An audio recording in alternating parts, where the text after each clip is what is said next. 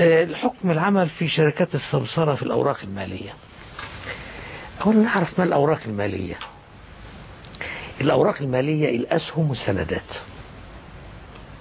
السندات، سند، تعريف السند قابل للتداول، له قيمة اسمية وفائدة تبع القيمة الاسمية والزمن. يعني يقول لك هذا سند ب100 جنيه وفائدته السنوية 10 جنيهات مثلا. والشركة التي تصدر السند، الجهة التي تصدر السند، وزارة أو هيئة أو بنك، ضامنة للمبلغ وضامنة للزيادة. ضامن المبلغ وللزيادة، يعني تضمن 100 جنيه وتضمن 10 جنيه زيادة. اشترى 1000 سهم، 1000 سند، يبقى له هنا 100,000 و10,000. 100,000 الأصل و10,000 الفوائد. إذا السندات قروض ربوية لا يجوز التعامل فيها بالبيع ولا الشراء ولا أي شيء إطلاقا، لا يجوز. لا يجوز. وهذا قرر المجمع أيضا في جميع السندات، لأن السندات لها أسماء مختلفة. في كلمة سند، في سند حكومة، في أذونات خزانة، في شهادات استثمار ألف وباء وجيم، في يعني أسماء كثيرة. المجمع عندما بين التحريم أشار إلى هذه الأسماء المختلفة.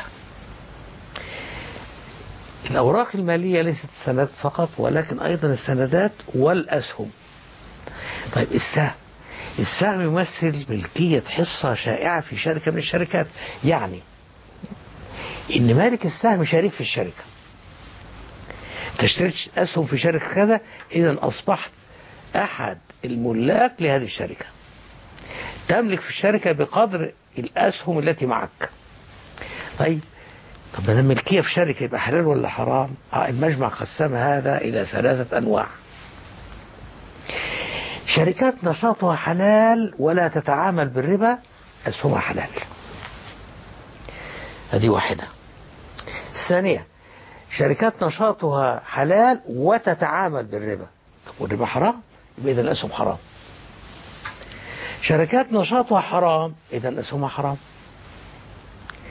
فشركة السمسرة هذه إذا كانت تتعامل في شركات نشاطها حلال ولا تتعامل بالربا، يكون عملها حلال.